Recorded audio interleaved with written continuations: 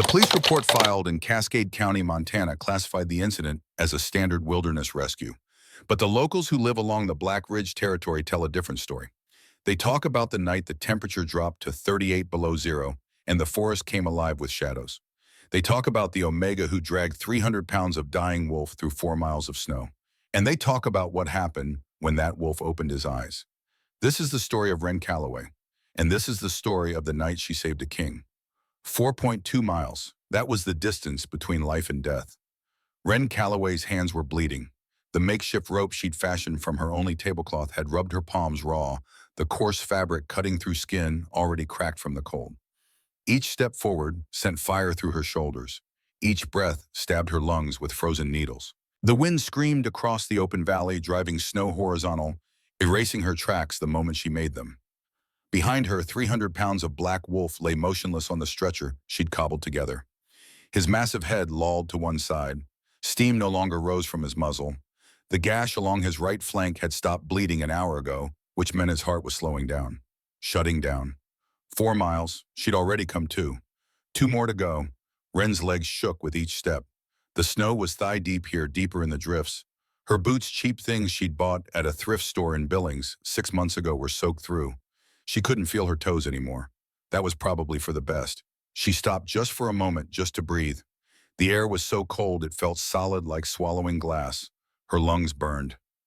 Everything burned. "Don't you dare die on me," she whispered to the wolf. Her voice came out, cracked, barely audible over the wind. "I didn't drag you 2 miles through hell to have you quit now."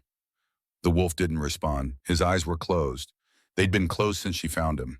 2 hours ago. That's when this nightmare started. 2 hours ago when Wren left her cabin to gather firewood before the storm hit.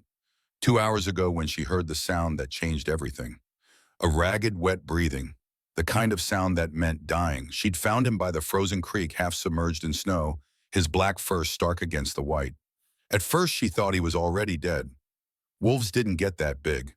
Wolves didn't have scars like that crisscrossing their faces and shoulders like battle maps. Wolves didn't look at you with eyes that gold, that aware, that human. But he'd looked at her just for a second before his eyes rolled back, looked at her like he was asking, pleading. And Wren, who had every reason in the world to leave a strange wolf to die in the snow, who had spent 6 months learning that the only person you could trust was yourself, who had been taught by her old pack that compassion was just another word for weakness. She did the stupidest thing she'd ever done. She decided to save him. Getting him onto the stretcher took 12 minutes. She knew because she counted every second her body screaming as she rolled 300 pounds of muscle and fur onto her only tablecloth. She tied the corners with hands that shook so badly she had to make the knots 3 times. Then she started pulling. That was 2 miles ago. Now standing in a whiteout with another 2 miles ahead of her and 40 minutes of daylight left, Wren wondered if this was how she was going to die. Frozen in the Montana wilderness, trying to save a creature that would probably kill her the moment he woke up. If he woke up. She tightened her grip on the rope. Her hands screamed in protest. She ignored them. Pain meant she was still alive, still moving. "Come on, Wren," she muttered to herself. 6 inches at a time, that's all. Just 6 inches. She pulled. The stretcher moved. 6 inches. Again. 6 inches. The wind howled. Snow bit her face like tiny knives. Her legs trembled. The muscles in her back felt like they were tearing. 6 inches. Again. 6 inches. The world narrowed to that simple rhythm. Pull. 6 inches. Breathe. Pull. 6 inches. Breathe. Nothing else existed. Not the cold, not the pain, not the growing darkness. Just the rope in her hands and the weight behind her and the desperate animal need to keep moving forward. She didn't know how long she walked like that. Time stopped meaning anything. There was only the snow and the wind and the rope cutting into her hands. Then she heard them. The howling started low, a sound that seemed to come from the earth itself. It rose and fell, weaving through the trees carried on the wind. Not one voice. Many. A chorus. Wren stopped. Her heart hammered against her ribs. Wolves, a pack. She spun around, searching the tree line. The forest was a wall of shadows and snow. She couldn't see anything, but she could feel them, watching. The howling grew louder, closer. Wren's hands moved on instinct, reaching for the small hunting knife strapped to her belt. It was pathetic, a 3-inch blade against a wolf pack. But it was all she had. "Stay back," she called out, her voice cracked. "I'm warning you, stay back." The howling stopped. The silence that followed was worse. Wren's breath came in short, sharp gasps. She backed up until she felt the stretcher behind her legs, until she was standing over the unconscious wolf like some kind of deranged guardian. Her hands shook around the knife handle. Then they emerged from the trees. One by one, massive shapes materialized from the snow. Wolves. But not like any wolves Wren had ever seen. These were giants, each one easily 200 pounds, moving with the disciplined precision of trained soldiers. They didn't rush. They didn't snarl. They simply walked forward and took positions in two parallel lines, creating a corridor that stretched ahead toward her cabin. Wren counted them as they appeared. 10, 12, 15, 18 massive wolves standing in perfect formation, completely silent in the screaming wind. The lead wolf, a silver beast with a scarred muzzle and eyes like winter ice, stepped forward. He looked at Wren, then he looked down at the black wolf on the stretcher, and he bowed his head. It was a deliberate gesture, a show of respect so clear, so unmistakably intentional, that Wren's brain stuttered trying to process it. The other 17 wolves lowered their heads in unison. Wren's knife hand dropped to her side. What? The silver wolf raised his head and met her eyes. There was intelligence there, understanding, and something else. Something that looked almost like approval. Then he turned and began walking, not toward Wren but ahead of her, toward the cabin. The other wolves fell into formation around her, 8 on each side, maintaining their perfect lines. They weren't attacking. They weren't threatening. They were escorting. Wren stood frozen for a long moment, trying to make sense of what she was seeing. Wolves didn't do this. Packs didn't behave like military units. They didn't bow. They didn't escort. Unless they weren't regular wolves, unless they were shifters, unless the dying wolf she'd been dragging through the snow for 2 hours wasn't just any wolf. "Oh no," Wren whispered. "Oh no, no, no. What did I just do?" But there was no time to panic, no time to think. The silver wolf had stopped 20 yards ahead and was looking back at her expectantly. Wren tightened her grip on the rope. Her hands were numb now, the blood freezing on her palms. She could barely feel the tablecloth anymore. She pulled. The stretcher moved. The 18 wolves moved with her, maintaining their formation, silent guardians in the storm. They didn't come close enough to threaten. They didn't make a sound. They just walked, matching her pace, surrounding her in a protective circle that felt both terrifying and oddly safe. The last mile and a half passed in a blur of snow and pain and the rhythmic sound of her own breathing. Wren's mind had gone somewhere else, somewhere past exhaustion, past fear, into a place where nothing existed except the next step, the next pull, the next 6 inches. When her cabin finally emerged from the white, a dark shape against the snow, Wren almost cried. She didn't. She was too tired to cry, too cold, too everything. The 18 wolves stopped at the edge of the clearing. They didn't approach the cabin. They simply lowered themselves into the snow, forming a protective circle around the perimeter, and waited. Wren dragged the stretcher up the 3 wooden steps to her door. It took everything she had left. Her vision swam. Her hands were useless frozen claws that could barely grip the door handle.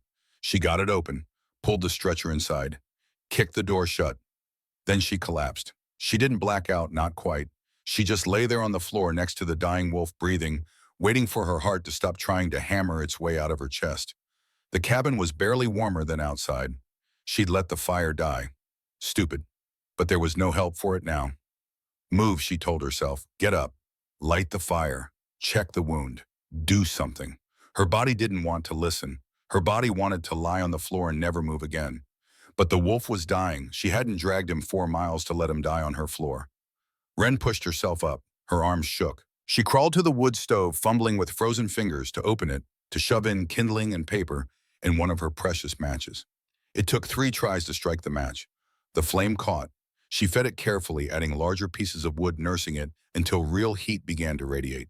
Only then did she turn to the wolf. He lay on his side perfectly still. His chest rose and fell in shallow, irregular breaths. The wound on his flank was worse than she'd thought. Deep, at least 4 inches. But it wasn't the depth that worried her. It was the edges. Wren had worked with the pack healer back in her old life, back before everything went wrong. She'd learned to recognize different types of injuries. Claw marks looked one way, bite marks another, gunshot wounds, knife wounds, all different. This wound had been burned. The flesh around it was blackened, blistered. Chemical burns. Silver. Wren sat back on her heels, her heart sinking.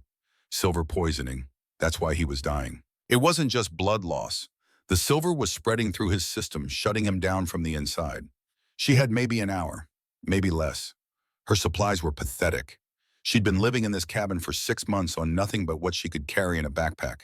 But she had some things. 3 jars of herbs she'd gathered and dried it over the summer. Willow bark for pain, yarrow for bleeding, comfrey root for wounds, and 1 bottle of cheap vodka she'd bought in case of emergencies. This qualified. Wren worked fast. She put a pot of snow on the stove to melt and boil. While she waited, she examined the wound more closely. The silver had to come out. All of it. Even tiny particles could kill a shifter if left inside. She used the vodka first, pouring it directly into the wound. The wolf didn't even flinch. That was bad. That meant he was too far gone to feel pain. "Stay with me," Wren murmured. "Come on. You're too big and too stubborn to die in a cabin in the middle of nowhere. Stay with me." No response. The water boiled. Wren pulled it off the stove and dropped in a handful of yarrow leaves. Yarrow stopped bleeding, but more importantly, it drew out poison. She let it steep for exactly 3 minutes, then soaked a clean cloth in the tea. Well, cleanish. It was the best she had. She packed the hot cloth directly into the wound. This time the wolf responded. A low growl rumbled deep in his chest. His lips pulled back from teeth that were far too large, far too sharp. "I know," Wren said softly. "I know it hurts, but I have to get the silver out. Just hold on." She worked for over an hour, changing the poultice every 10 minutes, using fresh yarrow tea each time. The water that came out was dark, almost black. Silver particles suspended in blood and pus. Each time she changed the cloth, more came out. Finally, mercifully, the water ran clear. Wren made a fresh paste from comfrey root, chewing the dried root herself until it formed a thick pulp. It was the traditional way, the way the old healers taught. Saliva helped activate the healing properties. Or maybe that was just superstition. Either way, it was all she had. She packed the paste into the wound and bound it with strips torn from her only other shirt. The bandage wasn't pretty, but it would hold. Then there was nothing to do but wait. Wren fed the fire until the cabin was almost warm. She melted more snow and managed to get some water into the wolf's mouth using a cloth soaked in willow bark tea. Pain relief and fever reducer. His temperature was through the roof. That was the silver burning through his system. She changed the bandage every 2 hours, checked his breathing, monitored his heartbeat, her hand pressed against his chest, counting the slow, irregular beats. Hour 3, hour 5, hour 7. The light outside faded from white to gray to black. The storm intensified, the wind screaming around the cabin and shaking the walls. Snow piled against the windows. The temperature inside dropped despite the fire. Wren wrapped herself in her only blanket and sat beside the wolf, her back against the wall, watching his chest rise and fall. "You have to live," she whispered to him. "I didn't save you for nothing. I didn't drag you 4 miles through a blizzard so you could die in my cabin. You have to live." The wolf's breathing hitched, stuttered. For a terrible moment, it stopped. "No." Wren lurched forward, pressing both hands against his chest. "No, no, no. Come on, breathe, breathe." His chest convulsed. He sucked in a ragged breath. Another, his heart beat once, twice, finding its rhythm again. Wren slumped back against the wall, her own heart racing. Too close. That was too close. She didn't remember falling asleep. One moment she was watching the wolf, and the next she was jerking awake to the sound of bones breaking. Wren scrambled backward, her back hitting the wall. The wolf was convulsing his body, twisting in ways that weren't natural. The sound was horrible, wet snaps and cracks, like trees breaking in a storm. "No," Wren breathed. "You're too weak. You can't shift. You'll die." But he was shifting anyway. His body seemed to fold in on itself, bones rearranging, muscles reforming. Black fur receded into skin. The massive wolf head reshaped into something human. It took less than 30 seconds. 30 seconds of the most disturbing thing Wren had ever witnessed. When it was over, a man lay on her floor. He was huge. Even lying down, Wren could tell he was massive, easily 6.5 feet tall, with shoulders so broad they seemed to take up half the cabin. His body was a roadmap of violence, scars everywhere, a jagged line from his left temple down to his jaw, claw marks across his chest, old bullet wounds on his shoulder and thigh. His hands were calloused, the knuckles scarred and misshapen from repeated breaks. But it was his face that made Wren's breath catch. Even unconscious, even covered in dried blood and sweat, he was striking. Angular features, sharp cheekbones, a jaw that looked carved from stone. Dark hair, nearly black, plastered to his forehead. And when his eyes opened, just a crack, they were the same impossible gold she'd seen in the wolf. Those eyes found her. Focused, his lips moved. The sound that came out was barely human, more gravel than voice. You saved me. It wasn't a question. Ren pressed herself harder against the wall. Her mouth was dry. Don't move. The wound. Who are you? The man tried to sit up. His face went gray and he collapsed back with a bitten-off curse. Damn it. I said don't move. Ren grabbed the water cup and crawled closer despite every survival instinct screaming at her to run. She held the cup to his lips. Drink, small sips. He drank, his gold eyes never leaving her face. When he'd had enough, he lay back and just stared at her for a long moment. Your hands are bleeding, he said finally. Ren looked down. He was right. The rope burns had opened again, blood seeping through the makeshift bandages she'd forgotten she was wearing. It's nothing. It's not nothing. His voice was stronger now, though still rough. How far did you carry me? I didn't carry you, I dragged you. 4 miles. Something shifted in his expression. Surprise and something else. Something that looked almost like wonder. 4 miles, through the storm. Why? It was Ren's turn to stare. What do you mean, why, you're Omega? It wasn't a question. He could smell it on her, probably. Omega smelled different, sweeter, weaker. At least that's what every alpha she'd ever met had told her. I'm a strange wolf. You should have left me to die. It would have been the smart thing, the safe thing. Why didn't you? Ren thought about lying, about making up some story that made her sound less pathetic, less naive. But she was too tired for lies. Because you were dying, she said simply, and I couldn't just leave you. I couldn't do that. The man studied her face for a long moment. Then slowly, despite obvious pain, he pushed himself up into a sitting position. Ren reached out to stop him, and he caught her wrist, gentle but firm. What's your name? He asked. Ren Calloway. Ren, he said it like he was tasting it, testing it. I'm Cade Thorne. The name hit Ren like a physical blow. She tried to jerk her hand back, but he held on. Her voice came out, barely a whisper. You're the Alpha King of the Silver Crest Pack. Yes. Ren's mind reeled. Alpha King. She'd saved the Alpha King, the most powerful shifter in the Northern Territories. The man they called the Executioner because of what he'd done to his own father. Oh God. Ren yanked her hand back, and this time he let her go. She scrambled to her feet, backing toward the door. I didn't know. I swear I didn't know. I just found you by the creek and you were dying and I... Ren, Cade's voice cut through her panic. Calm, steady. Stop.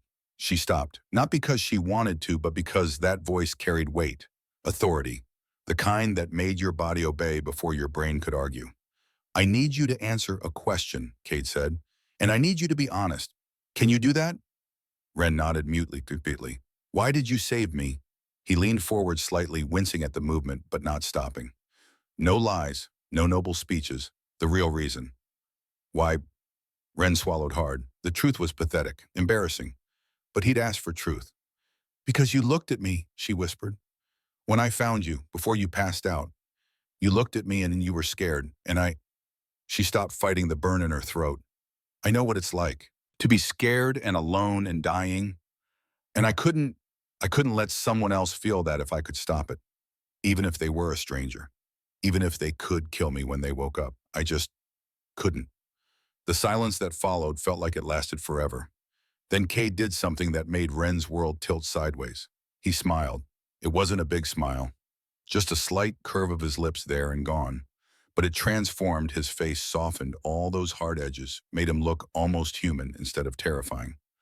For 3 months, he said quietly, I've been searching, traveling from territory to territory, pack to pack, testing. This wasn't an accident, Ren. I drank that silver on purpose. Let it poison me. Then I shifted and waited by that creek to see what would happen. Ren's legs went weak. You, what? 47 Omegas before you. Cade's gold eyes never left hers. All of them found me. All of them recognized what I was. An alpha, powerful, rich. And all 47 left me there to die. They figured someone else would save me, that I'd survive on my own, or they hoped I'd be grateful enough later to reward them for finding me. He pushed himself fully upright, ignoring the fresh blood seeping through the bandage on his side. You didn't ask my name, didn't ask for payment, didn't hesitate. You just saved me. You asked for nothing and gave everything. Cade reached out slowly, giving her time to move away. When she didn't, he touched her face, his calloused fingers gentle against her cheek. That, he said softly, is what a Luna does. That's what a queen does. And that's why, Ren Calloway, I'm claiming you as mine. Before Ren could respond, before she could process what he'd just said, a sound cut through the night. Distant but distinct. Gunfire. Cade's head snapped toward the door, his entire body going still.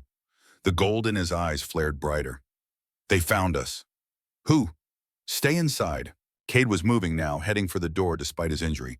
No matter what you hear, stay inside. Wait, you can't. Ren grabbed his arm. You're injured. You'll die out there. Cade looked down at her hand on his arm, then back to her face. Something in his expression softened. I'm the Alpha King Little Wolf. This is what I do. Then he shifted. One moment a man, the next a massive black wolf with eyes like molten gold. And he was gone, charging out into the blizzard, leaving Ren alone in the cabin, listening to the sounds of battle erupt in the darkness outside. The sounds coming from outside the cabin were the kind that lived in nightmares. Snarls that shook the windows. The wet tearing sound of teeth finding flesh. Screams that started human and ended as something else entirely. And underneath it all, the constant crack of gunfire muzzle flashes lighting up the blizzard like lightning. Ren pressed herself against the wall beside the door, the hunting knife clutched in her shaking hand.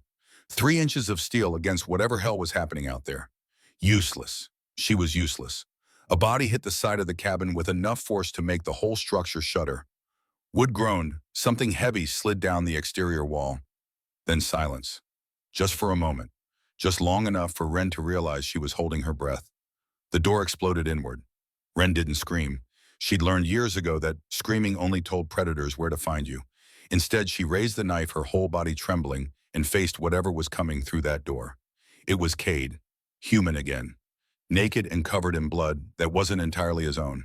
He had someone by the throat, a man in white winter camouflage dangling like a rag doll from Cade's grip. Cade threw the man down onto the cabin floor with casual brutality. The man hit hard enough that Ren heard something crack. He tried to crawl away and Cade planted a foot on his spine, pressing him flat. Don't kill him yet, Cade said, his voice eerily calm. I need him to answer questions. Behind him, the silver wolf from earlier materialized in the doorway. He was bleeding from a gash across his shoulder, but his winter ice eyes were sharp, alert. He looked at the man on the floor, and something that might have been satisfaction flickered across his wolfish face. Cade's attention shifted to Ren. The gold in his eyes was still bright, still burning with residual violence. But when he spoke to her, his voice gentled. Are you hurt? Ren shook her head. She didn't trust her voice. Good. Cade looked back down at the man beneath his foot. Cole, get in here. A moment later, another wolf entered. This one was rust-colored, huge, with a scarred muzzle and eyes the color of amber. He shifted as he crossed the threshold, bones cracking and reforming, until a man stood there. Mid-40s, built like a tank, with a face that looked like it had lost arguments with brick walls. Alpha, the man said, bowing his head slightly. This is Cole Reed, my beta, Cade said to Ren. Then to Cole, how many? 6 total. All dead except this one. Cole's voice was pure gravel. Professional, military-grade weapons, white camo. They knew where to find you. Of course they did. Cade increased the pressure on the man's spine. A whimper escaped through clenched teeth. Who sent you? The man said nothing. Cade crouched down his knee, replacing his foot on the man's back. He grabbed a fistful of hair and wrenched the man's head up so Ren could see his face. Young, maybe 30, terrified. I'll ask once more, Cade said quietly. Who sent you? The man's eyes darted to Ren, back to Cade. His mouth opened, closed. She paid us, he gasped out. 50,000, 25 up front. She, Cade's voice went flat, dangerous. Name, Celeste, Celeste Winters. She said, the man swallowed hard. She said, kill the Omega whore you were wasting time on. Make it look like rogues. The temperature in the cabin seemed to drop 10 degrees. Cade was silent for a long moment. Then he looked up at the silver wolf still standing in the doorway. Garrett, how many attempts? The silver wolf shifted. The man who emerged was older, maybe 60, with silver hair to match his wolf form and eyes that had seen too much. He had the bearing of military ramrod straight, despite the blood seeping from his shoulder wound. This was the 6th wave, Garrett said, his voice carrying the clipped precision of command. Over the past 3 nights, snipers mostly, 2 attempts with poison in the water supply. This is the first time they got close enough to the cabin. Ren's legs went weak. 6 attempts, For 3 nights while she'd been sleeping, people had been trying to kill her. And the wolves, those 18 massive wolves she'd seen in the forest, they hadn't been escorting her. They'd been protecting her. Why bye? The word came out before Ren could stop it. She looked at Cade. Why would someone want me dead? I'm nobody. I don't have anything. Cade stood, leaving the assassin gasping on the floor. He crossed to Ren in 3 strides. His hand came up, cupping her face, tilting it so she had to look at him. You stopped being nobody the moment you saved me, he said. You became mine. And Celeste Winters was supposed to be my Luna, until I started this test 3 months ago. Understanding hit like cold water. She thinks I took her place. You did take her place. Cade's thumb brushed her cheekbone. The gesture would have been tender if his eyes weren't still burning gold, if his naked body wasn't still covered in fresh blood. But she miscalculated. She thought if you died, I'd stop the test. Go back to her. She was wrong. He stepped back, his attention returning to the man on the floor. Cole, take him to the vehicles. We're done here. The cabin, Ren started, is compromised. Cade cut her off. If Celeste sent 1 team, she'll send more. We leave. Now. Leave? Ren looked around at the small space that had been her sanctuary for 6 months. Everything she owned was in this cabin, which wasn't much. A backpack, some clothes, 3 jars of herbs, but it was hers. I can't just, Ren. Cade's voice stopped her. Look outside. She did. Through the broken door, through the swirling snow, she could see the bodies. 6 of them scattered across the clearing in twisted shapes, dark stains spreading across white snow. This isn't over, Cade said quietly. Celeste won't stop, and winter is getting worse. The forecast says this storm will last a week, maybe longer.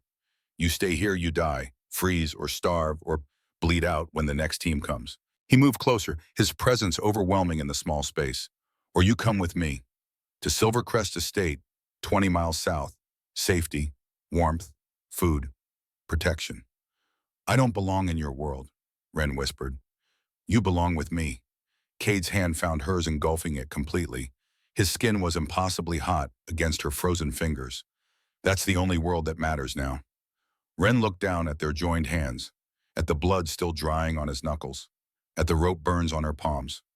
6 months. That's how long she'd been running, hiding, trying to disappear. 6 months of being nobody, and she'd been okay with that. Safe in her obscurity. But that safety was an illusion. Had been an illusion for 3 nights while assassins crept through the dark. Okay, she said softly. Okay. Something in Cade's expression eased. Relief, maybe. He raised her hand to his lips and pressed a kiss to her torn knuckles. The gesture was so unexpected, so gentle, that Ren forgot how to breathe for a moment. Get dressed, Cade said, warm as you can. We have a 2-hour drive ahead. The convoy consisted of 2 black SUVs with tinted windows and snow tires that looked like they belonged on military vehicles. The 18 wolves ran alongside, their massive forms barely visible in the blizzard, flanking the vehicles like an honor guard. Ren sat in the back of the lead SUV, wrapped in a borrowed jacket that was about 4 sizes too big. Cade sat beside her now, dressed in spare clothes from a duffel bag, black tactical pants, and a heavy sweater that did nothing to hide the breadth of his shoulders. He'd insisted on keeping her hand in his, their fingers interlaced, his thumb drawing slow circles on her wrist. Your pulse is racing, he said quietly. Your pack is running in a blizzard in the middle of the night because someone tried to kill me, Ren replied. I think that earns a racing pulse. The corner of Cade's mouth twitched, almost a smile. Fair point. Cole was driving, his eyes fixed on the barely visible road ahead. Garrett sat in the passenger seat, applying pressure to the still bleeding wound on his shoulder. Neither man spoke. The only sounds were the engine's rumble and the wind screaming against the windows. Tell me about her, Ren said after a long silence. Celeste. Cade's thumb stopped its circular motion. What do you want to know, Bob? Why her? Why was she supposed to be your Luna? Politics. The word came out flat, distasteful. Her family house, Winters, controls the Eastern Territories. Strong bloodline, powerful alphas. When I took the throne 12 years ago, the council pushed for the match. Unity, stability, all the words old men use when they want to arrange marriages like trading cards. Did you love her? No. No hesitation. I respected her strength, her intelligence. She's a formidable alpha. But love, Cade shook his head. Love requires something she doesn't have. Compassion, mercy, the ability to see past strength to value. He turned to face Ren fully, his gold eyes catching the dashboard lights. 3 years ago, during the winter blizzard, a group of Omega refugees showed up at our border. 32 of them. Half were children. They'd escaped a pack in the south where Omegas were treated like livestock. They were starving, freezing, dying. Cade's jaw tightened. I wanted to take them in. Celeste argued against it, said Omegas were a drain on resources, that we should send them back. When I overruled her, she was furious, called me soft, said I was making the pack weak. But you took them in anyway. I did, and now they live in a sanctuary on the estate grounds. Over 50 of them now, safe, fed, free. His hand tightened on hers. That's when I knew. Celeste could never be Luna. A Luna doesn't see people as resources. She sees them as lives worth saving. Ren thought about that. About dragging 300 pounds of dying wolf through a blizzard. About 18 wolves bowing their heads in respect. That's why you did the test, she said slowly. You weren't just looking for a mate, you were looking for someone with a conscience. I was looking for someone who would do the right thing even when it was hard, even when it was stupid, even when there was nothing to gain. Cade lifted their joined hands. I found her. The SUV hit a bump. Ren's shoulder pressed against Cade's. She felt the heat radiating off him, the solid strength of muscle and bone. He was so big, so overwhelming, and yet his touch on her hand was careful, gentle. What happens now? She asked.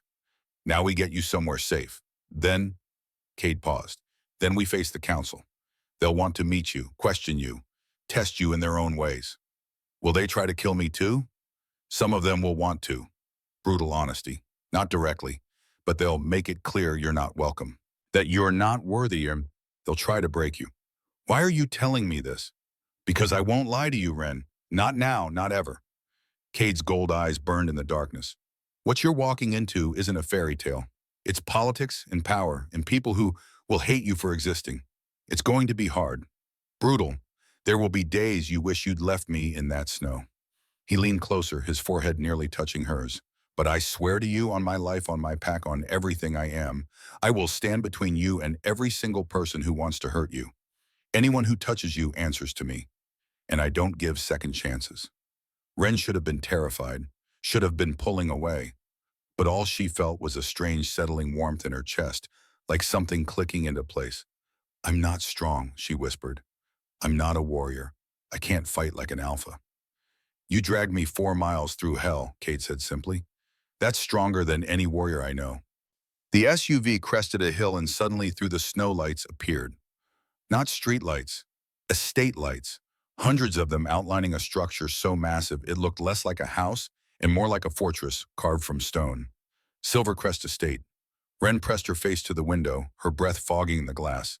The main building was 5 stories of dark stone and Gothic architecture, with towers at each corner and windows that glowed warm against the storm. Smaller buildings clustered around it like satellites. Barracks, maybe. Storage. And there to the west she could see the shapes of cabins. Dozens of them. The sanctuary. It's beautiful, Ren breathed. It's home, Cade said. Then quieter. You're home, if you want it. The SUVs pulled through massive iron gates that closed behind them with the finality of a prison door, or the safety of a fortress. Ren wasn't sure which. They stopped in a circular drive in front of wide stone steps. Before the engine even shut off, the front doors of the estate opened and people poured out. Staff, Ren realized, maybe 50 of them lining up in formation despite the snow, despite the hour to greet their king. Alpha, Cole's voice from the front seat. The council has been notified. They're demanding an immediate audience. Let them demand. Cade opened his door. Wind and snow rushed in. Luna comes first. Luna. He'd called her Luna, as if it was already decided, as if she'd already agreed. Cade came around to her side and opened her door, extending a hand. Ren took it because the alternative was sitting in the SUV forever, and she was pretty sure that wasn't an option. The moment her feet hit the ground, every single person on those steps dropped to one knee. 50 people bowing in the snow, their heads lowered in unison. They're bowing to you, Cade said quietly. They know what you did. Word travels fast in a pack. I didn't do anything special, Ren protested. You saved their king. That's the definition of special. He kept her hand in his as he led her up the steps. The staff remained kneeling until they passed. Ren could feel their eyes following her, some curious, some skeptical. At least one gaze felt like knives between her shoulder blades. The interior of the estate was just as overwhelming as the exterior. The entry hall was massive, all dark wood and stone with a ceiling that soared 40 feet up. A chandelier the size of a car hung from iron chains. Tapestries depicting wolf hunts covered the walls. And there directly ahead, a grand staircase curved up to the second floor. This way, Cade guided her toward the stairs. You need food, rest, a hot bath. The council, Cole started, can wait. Cade didn't look back. Postguards on her door, double rotation. No one gets in without my direct approval. Yes, Alpha. They climbed the stairs. Ren tried not to stare at everything, but it was impossible. The wealth on display was obscene. Oil paintings that looked like they belonged in museums. Marble statues. Persian rugs that were probably worth more than her entire life. Cade led her down a hallway lined with more portraits. Stern-faced men and women with wolves at their feet. The Thorn dynasty going back generations. He stopped at a set of double doors at the end of the hall, oak reinforced with iron bands carved with intricate wolf designs. This is the master suite, Cade said, pushing the doors open. It's yours. Ren stepped inside and forgot how to form words. The room was enormous. A four-poster bed that could sleep 6 people dominated the center, draped in dark furs and silk sheets. A fireplace big enough to stand in crackled with real flames. Floor-to-ceiling windows looked out over the snow-covered forest. And there, through an open doorway, she could see a bathroom with a soaking tub the size of a small pool. I can't. Ren turned back to Cade. This is too much. I don't belong here. You belong with me. He said it like a law of physics, immutable. And I sleep here. Therefore you sleep here. You're not sleeping in the same bed as me. The words came out sharper than she intended. Cade's expression didn't change. I'll take the couch, or the floor. Your choice, but I'm not leaving you unguarded. Not after tonight. He moved past her to a closet bigger than her entire cabin had been. Started pulling out clothes, soft things, warm things, a robe, thick socks. Take a bath. Put these on. There's a tray coming up with food. Eat, then sleep. Cade, please, please. He turned back to her.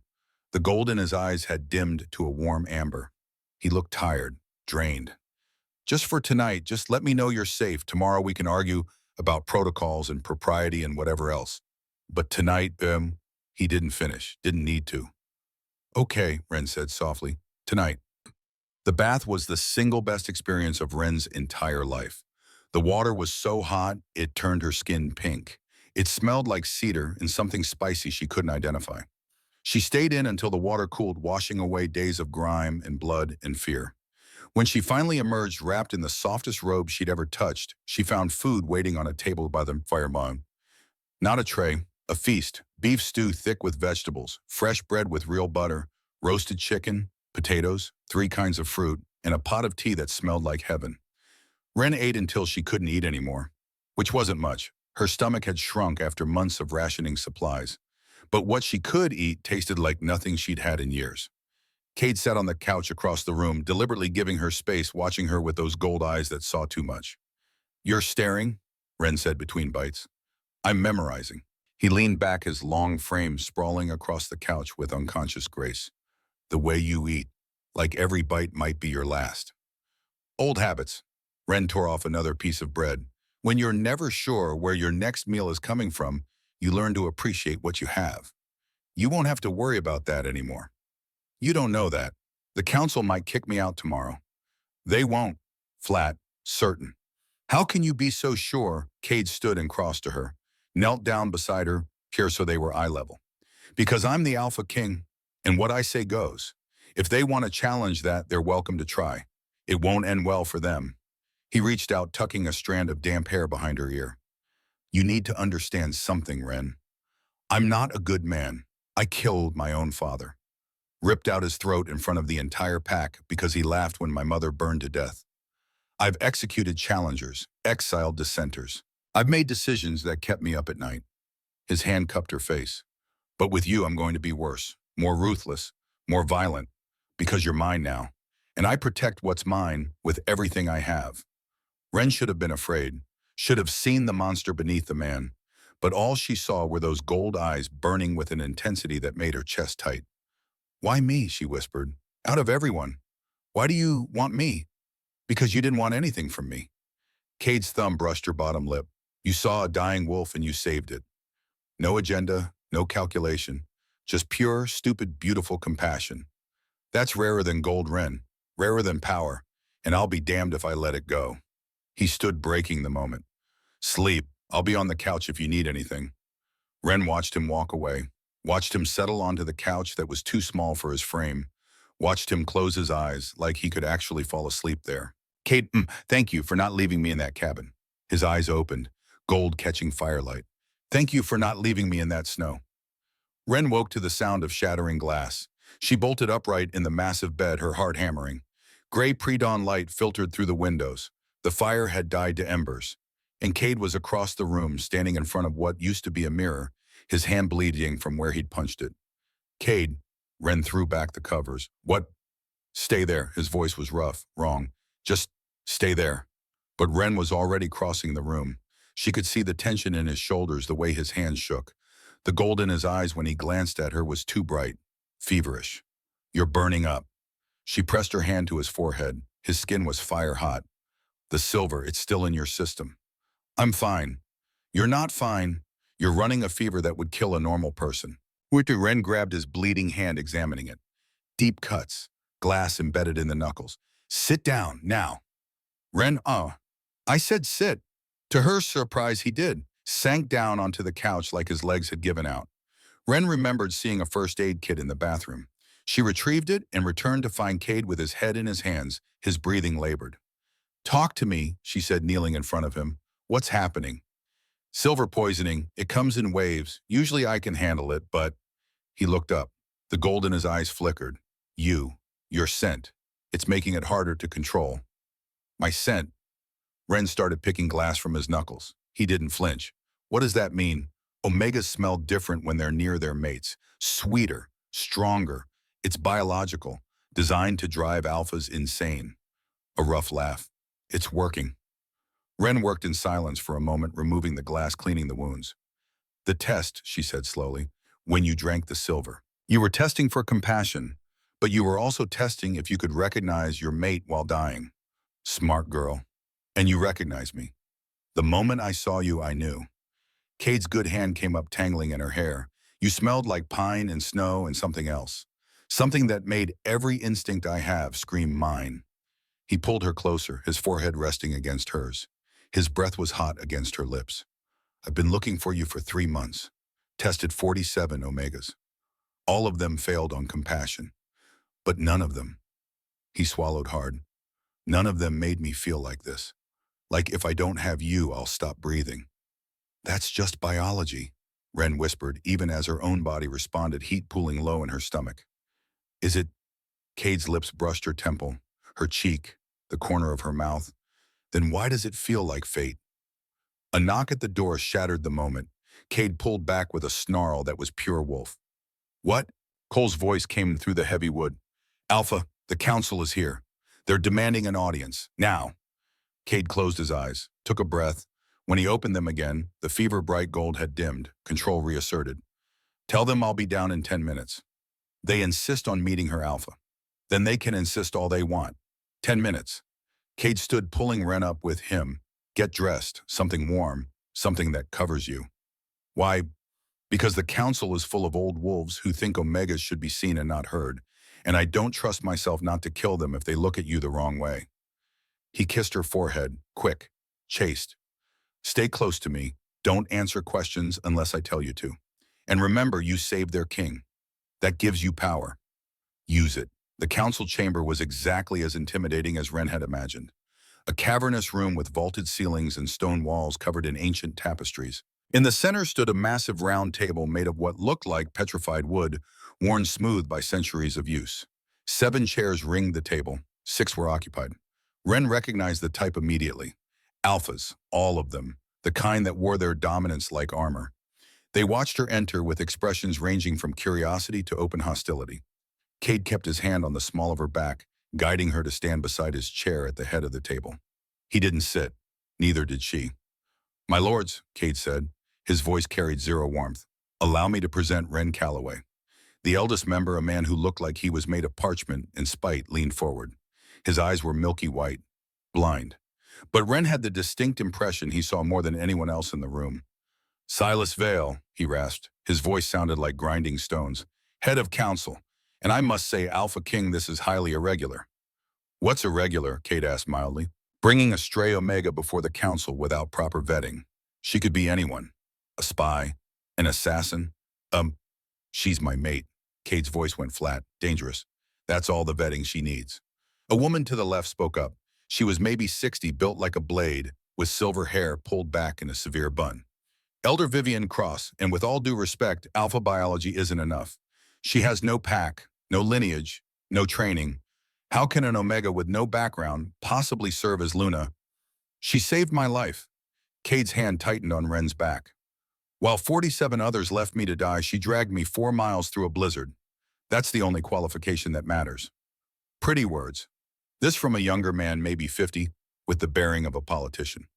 But we're at war with the Southern Territories. We need a Luna who can lead, strategize, fight if necessary. This, he waved dismissively at Wren, this is an Omega. She's biologically designed to submit. How is she supposed to command respect? Before Cade could respond, Wren spoke.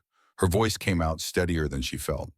You're right, I'm not a warrior. I can't command armies. I don't have alpha blood or centuries of lineage. She met each of their gazes in turn. But I survived 6 months alone in the wilderness. I identified silver poisoning by scent and treated it with yarrow and comfrey root when trained doctors would have missed it. And I made a choice to save a dying wolf knowing it could kill me, because it was right.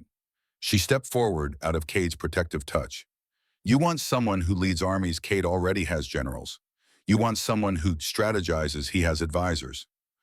What he doesn't have is someone who reminds him why the pack is worth protecting in the first place. Silas Vale's blind eyes fixed on her. A smile that was more grimace crossed his face. She has a tongue and teeth, small teeth but sharp. He leaned back in his chair. Very well, Alpha. We acknowledge the mate bond, but acknowledgement is not acceptance. She has 6 weeks. 6 weeks for what? Cade asked, his voice going cold. Until the winter solstice, the full moon. If by then she hasn't proven herself worthy to the pack, we invoke the right of combat. Wren's blood went cold. She'd heard of the right of combat. Any female alpha could challenge for the position of Luna. Fight to the death or submission. You're suggesting I let someone fight her. Cade's voice dropped an octave. She's Omega. Any alpha would kill her in seconds. Then she should prove her worth in other ways. Vivian Cross stood. 6 weeks. Show us she's more than a pretty face and misplaced compassion. Show us she can hold the weight of this pack. She looked directly at Wren. Or accept that some wolves aren't meant to be queens. The council began to file out, all except Silas, who remained seated, his blind eyes still fixed on where Wren stood. A word of advice, child, he said softly. Not all monsters bare their teeth. Some smile while they plot your death. Trust no one, not even those who claim to want you to succeed. Then he too stood and left, leaning heavily on a carved walking stick. Wren waited until the door closed. Then her legs gave out. Cade caught her before she hit the floor, scooping her up like she weighed nothing. Breathe, Wren. Just breathe.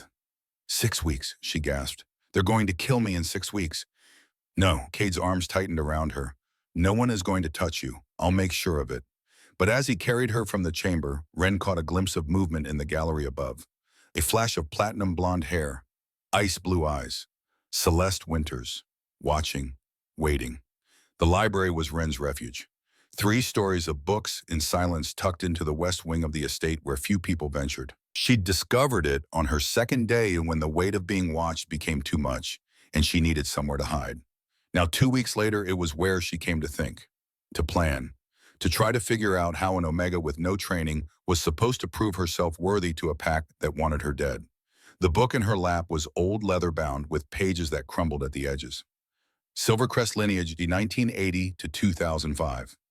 She'd found it on a bottom shelf covered in dust, like someone had deliberately hidden it away. She turned another page and froze. The photograph was faded but clear enough. A woman with dark hair and kind eyes standing beside a younger version of Cade. He couldn't have been more than 11. The woman's hand rested on his shoulder. Both of them were smiling. The caption read, Luna Isabel Thorne, 1992 to 2005. Beloved mother, taken too soon. Wren traced the woman's face with one finger. Isabel looked gentle, warm, Everything a Luna should be. She turned the page looking for more information. Instead, she found an obituary. Brief, clinical. Luna Isabel Thorne died in a territorial dispute on March 15, 2005. Services were private. She is survived by her son, Cade Thorne. Territorial dispute. The words were bland, meaningless.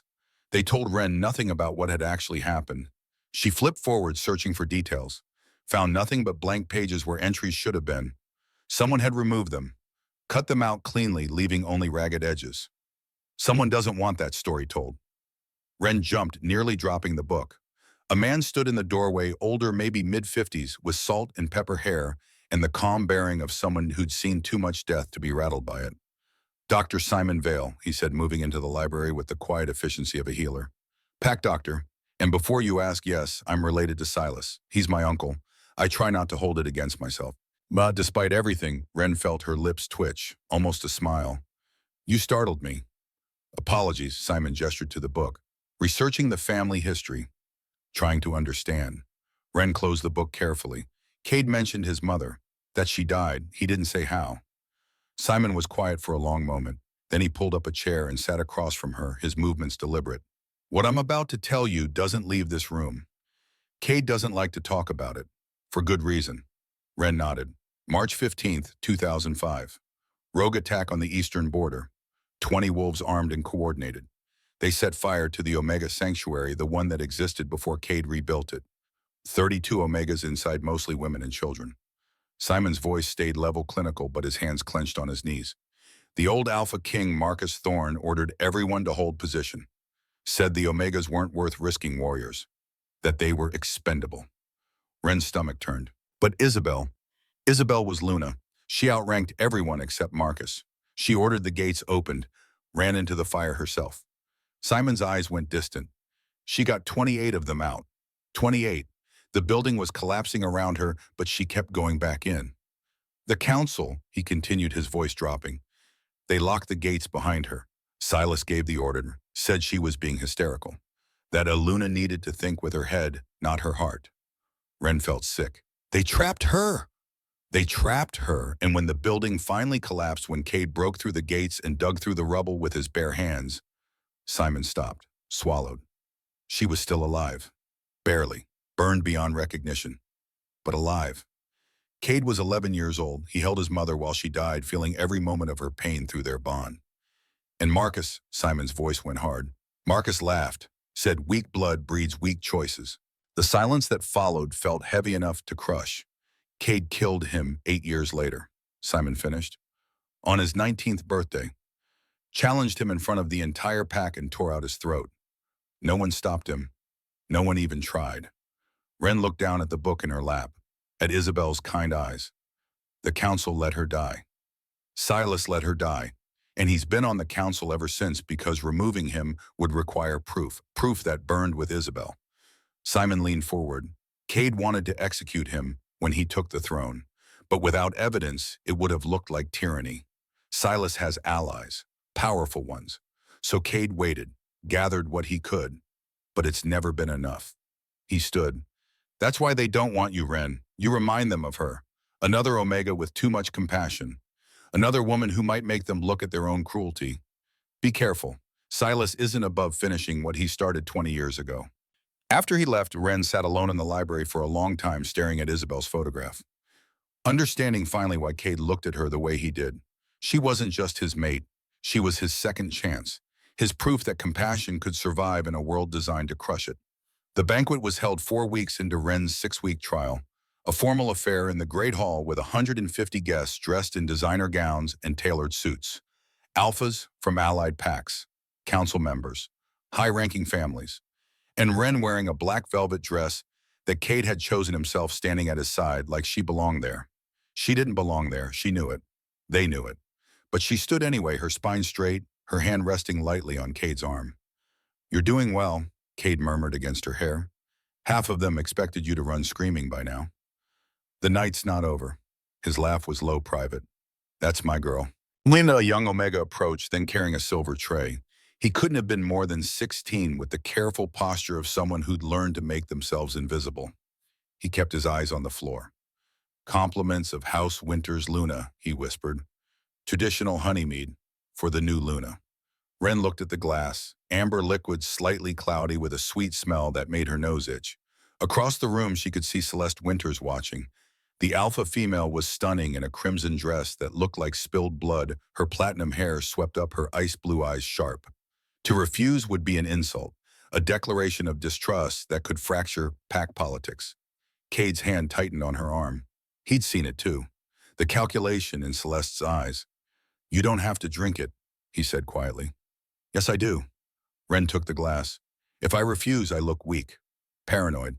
She raised the glass to her lips, sipped. It was sweet, too sweet, with an aftertaste that coated her tongue like copper. It's strong, she said, coughing slightly. Mead usually is. But Cade was watching her face carefully. How do you feel? Fine, I am... The room tilted. Ren grabbed Cade's arm, her vision swimming. The chandelier above seemed to pulse, growing brighter, then darker, then brighter again. The sound of conversation distorted voices stretching into growls. Cade, his name came out slurred. Something's wrong. Then the hallucinations started. The guests around her began to change. Their faces elongated, teeth growing too long, eyes turning red. They weren't people anymore. They were monsters, predators, and they were all looking at her. Run, her instincts screamed. Run now. Ren stumbled backward, her hand slipping from Cade's arm. She had to get away, had to run. They were going to eat her, tear her apart. They were monsters, all of them. Ren. Cade's voice sounded distorted. Wrong, like he was speaking underwater. She couldn't see him clearly anymore. Just a large shape moving toward her. Another predator. Her dress caught on something. She fell crashing into a table. Crystals shattered. Food scattered across the floor. The world spun. Ren tried to crawl away, her hands sliding in spilled wine and broken glass. Blood. She could smell blood. Her blood. A high-pitched keening sound filled the air. It took her a moment to realize it was coming from her own throat. The sound of a cornered animal terrified beyond reason. She's feral. That voice was clear, cutting through the chaos. Celeste. Look at her. She can't handle the pressure. She's breaking. Hands reached for Ren. She swiped at them, her nails catching skin. Someone cursed. More hands. Grabbing. Restraining. No! She thrashed, kicking, biting. Get away! Get away! Silence! The word crashed over her like a physical wave. The kind of command that made your bones lock up, your breath stop. Alpha command. Backed by enough power to make the windows rattle, the hands released her. The room went quiet except for Ren's ragged breathing. Through the haze of hallucinations, she saw him. Cade, on his knees in front of her. The Alpha King bowed to no one. Yet here he was, kneeling in shattered glass, his hands held out, palms up. Non-threatening. Ren. His voice was gentler now, pushing through her panic with alpha will. Look at me. Focus on my voice. You're safe. But she wasn't safe. The monsters were everywhere. She could see them, smell them. Cade kept talking, his voice steady, anchoring. You're having a reaction. Someone poisoned your drink. But I'm here. I won't let anyone hurt you. You're safe. You're mine. I have you. Ren lunged forward and bit his shoulder. Hard. Her teeth sank through expensive fabric and into muscle. She tasted blood. The crowd gasped. An Omega attacking an Alpha. It was grounds for immediate execution. Cade didn't flinch, didn't pull away. He just wrapped his arms around her, trapping her, thrashing limbs against his chest, absorbing her panic into his own body. I know, he murmured against her hair. I know you're scared, but I've got you. No one here is going to hurt you, not while I'm breathing. The power radiating off him was immense, suffocating, the kind that cracked marble and shattered glass. The floor beneath them fractured spiderweb patterns, spreading outward from where he knelt. Cade raised his head. His eyes were no longer gold. They were void black, pure alpha fury contained in human form. If anyone takes a step toward her, he said, his voice grinding like tectonic plates, I will kill them where they stand. This isn't a threat. It's a promise. He looked at Celeste. The violence in that gaze was so raw, so absolute that the alpha female actually stepped back. Cole. Cade's beta materialized beside him. Lock the doors. No one leaves. Find who poured that drink and bring them to me. Alive. Yes, Alpha. Cade stood still, holding Ren, who'd gone limp in his arms. The fight had drained out of her, leaving only exhausted terror. He carried her from the hall, leaving behind a room full of guests who'd just learned exactly what happened when you threatened what belonged to the Alpha King. Ren woke in darkness, her body aching everywhere. She was in the master suite, buried under heavy furs with a fire crackling in the hearth. Cade sat in a chair beside the bed. He hadn't changed out of his torn, blood-stained clothes.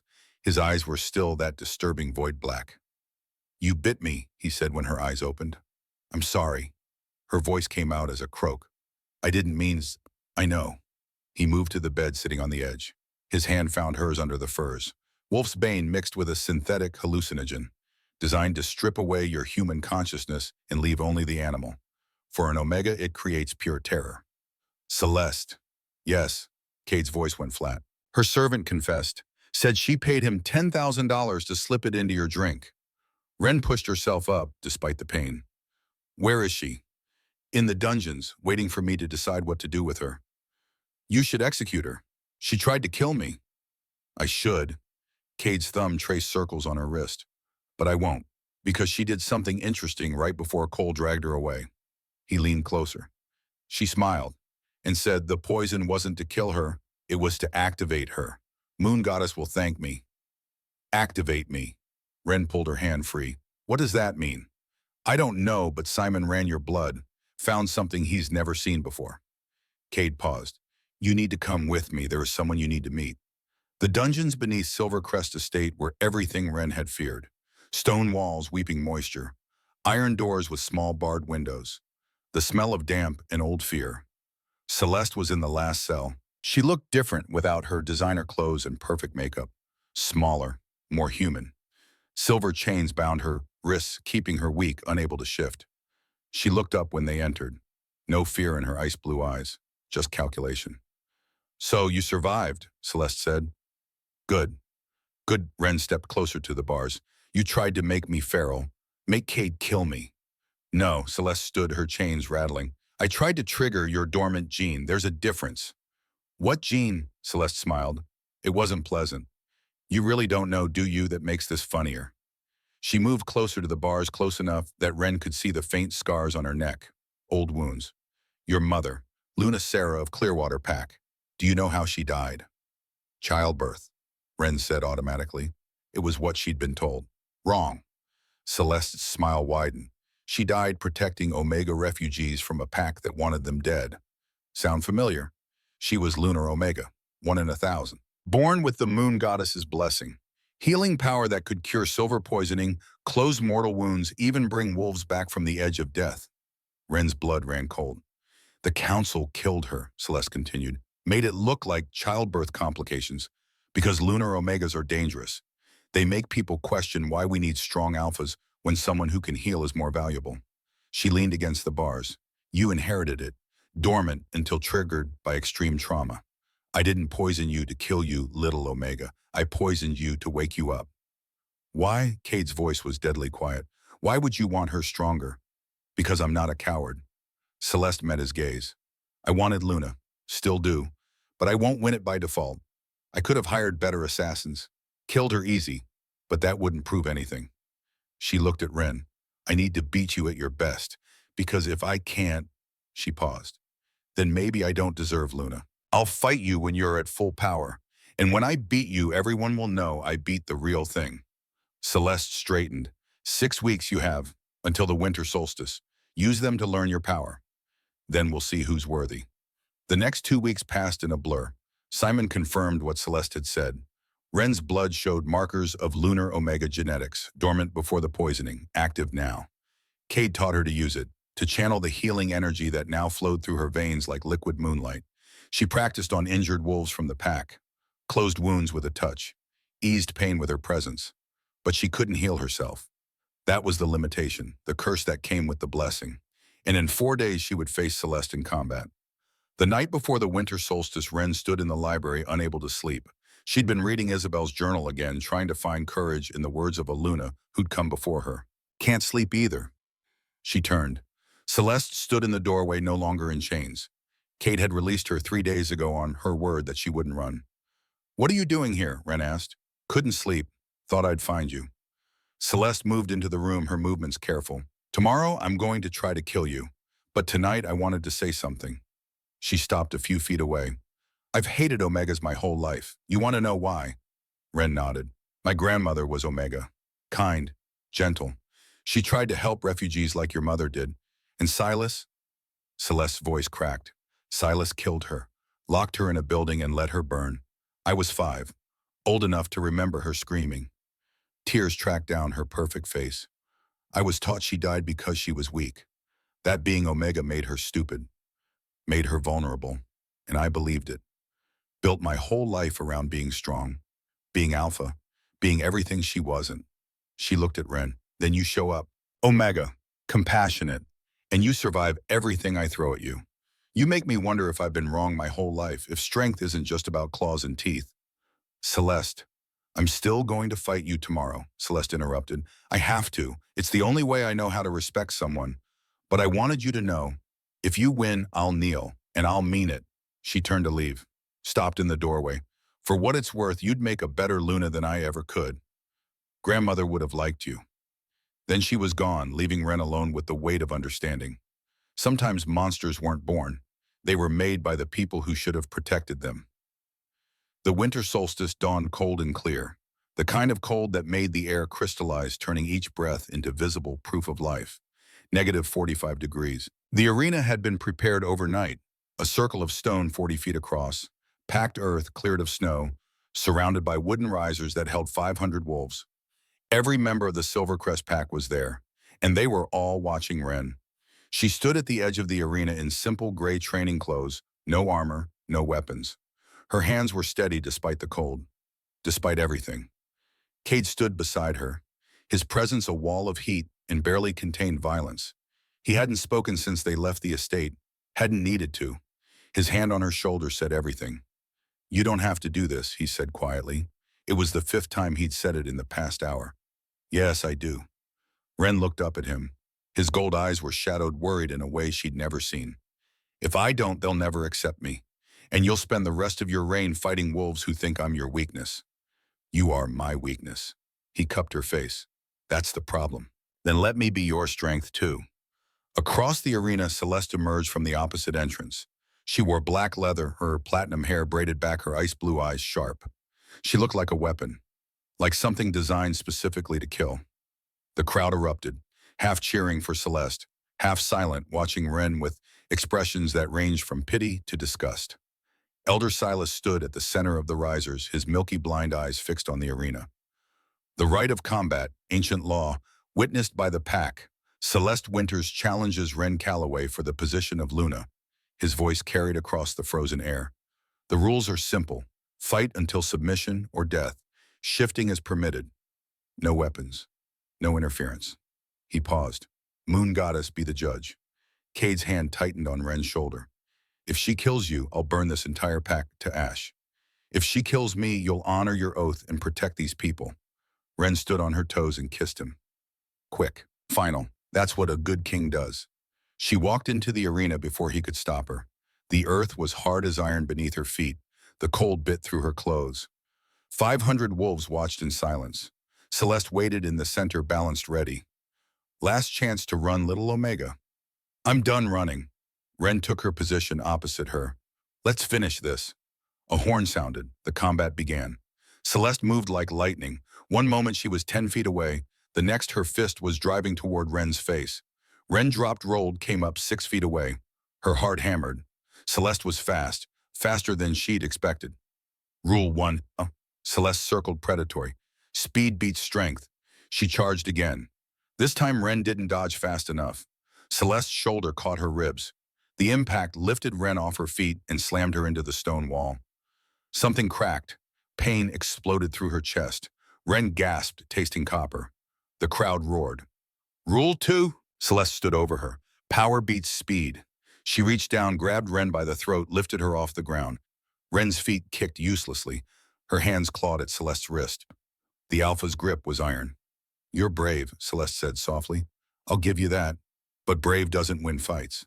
Ren's vision started to gray. Her lungs screamed. She could feel Cade's rage across the bond, a distant inferno. Then she remembered. She wasn't just Omega anymore.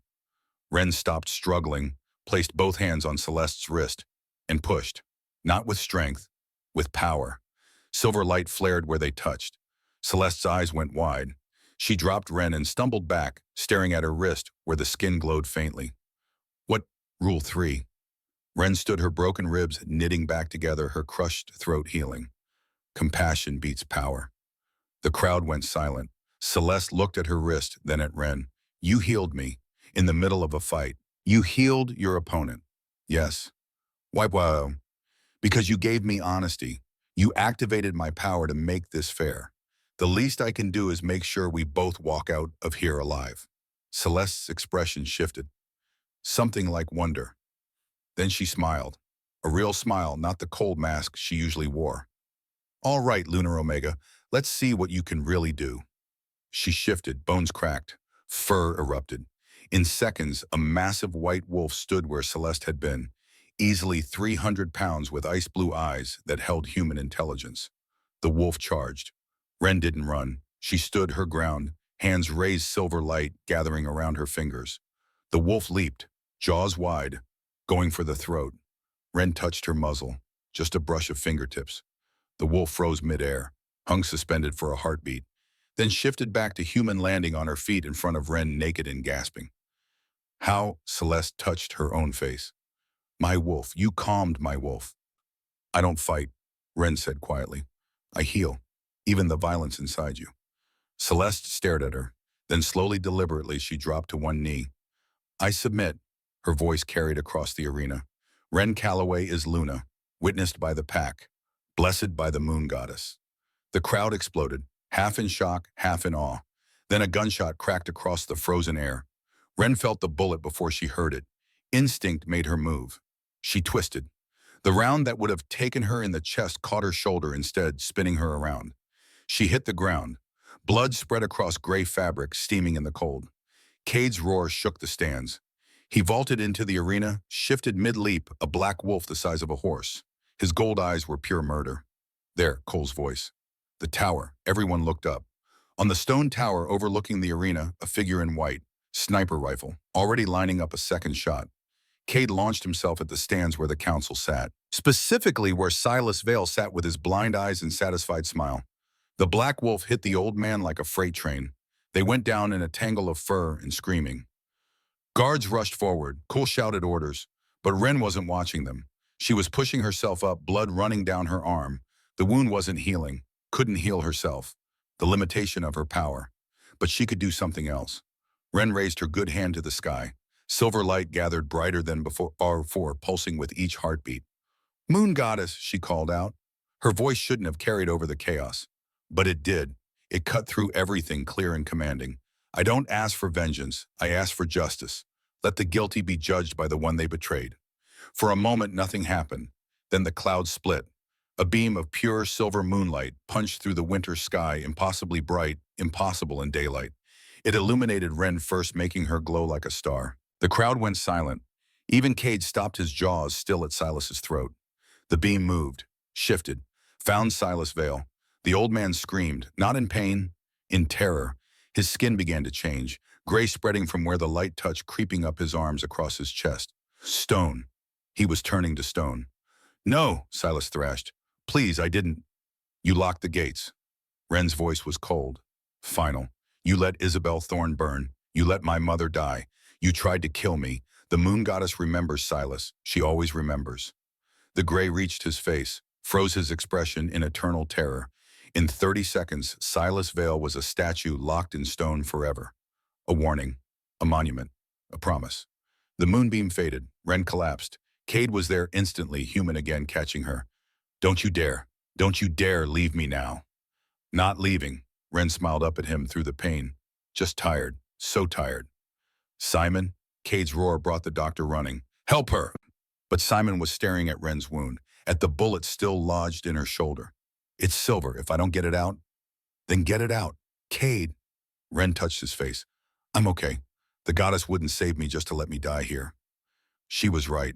The moment Simon extracted the bullet, the wound began to close, slower than normal, but healing. Elder Vivian Cross stood from the council seats. Her voice carried across the silent arena. The moon goddess has spoken. Ren Calloway is Luna, chosen, blessed, witnessed by divine judgment. She looked at the petrified statue that had been Silas. And traitors will be remembered. Forever. One by one the pack dropped to their knees. All 500 of them. Even those who'd booed earlier. Even those who'd wanted her dead. They bowed to their Luna. The coronation was held that night in the Great Hall. Not because tradition demanded it, but because Cade refused to wait another day. Wren wore white. A simple gown that made her look like moonlight given form. Her shoulder was bandaged beneath the fabric still healing, but she stood straight. The hall was packed. Every wolf who could fit. Those who couldn't stood outside in the cold listening through open doors. The council, now 6 instead of 7, stood before her. Vivian Cross held a crown, not gold, silver, woven with wolf designs and crescent moons. Wren Calloway, Vivian's voice was formal but warm. You saved our king when others abandoned him. You faced death with courage. You showed mercy when vengeance was expected. The moon goddess has chosen you. We acknowledge her wisdom. She placed the crown on Wren's head, Luna of Silver Crest, blessed of the goddess, protector of the pack. The hall erupted in howls, not aggressive, celebratory, the kind that said, welcome home. Cade stood beside her, his hand finding hers. You're stuck with me now. I was stuck with you the moment I dragged you out of that snow. His laugh was low, private. Best decision you ever made. Wren turned to face the pack. 500 wolves, her wolves, looking at her with expressions ranging from awe to hope. I'm not a warrior, she said, her voice carried in the sudden silence. I can't lead armies. I don't have centuries of bloodline or alpha strength. She paused. But I know what it's like to be cold, hungry, alone, to be seen as worthless because you were born weak. Her hand touched her crown. I promise you this. Silvercrest will be sanctuary for the strong and the weak, for the Alpha and the Omega. We will take in those who have nowhere else to go. We will protect those who can't protect themselves. She looked at Celeste, standing at attention near the door in new clothes marked with head of security insignia. We will value honor over strength, compassion over cruelty, and anyone who tries to hurt the defenseless in this pack will answer to me. Silver light flickered around her fingers, just for a moment, a reminder. Because I'm not your warrior, Luna, Wren finished. I'm your conscience, and I will make sure this pack remembers what it means to be worthy of the moon goddess's blessing. The howls that followed shook the rafters. 5 months later, spring came to Montana. The Omega Sanctuary had grown. 120 Omegas now. Families, children, safe behind Silvercrest's walls. Wren walked through the cabins checking on new arrivals, healing small hurts, listening to stories. It was her favorite part of the day. Luna, a little girl, ran up, maybe 6 years old. I scraped my knee. Wren knelt, letting silver light flow from her fingers. The scrape closed. The girl giggled. Magic. Not magic, gift. Wren ruffled her hair. Now go play. Carefully. Yes, Luna. Cade found her an hour later in the herb garden, Isabel's garden rebuilt and thriving. Wren was planting new yarrow, her hands in the dark earth. He didn't speak, just sat beside her and watched.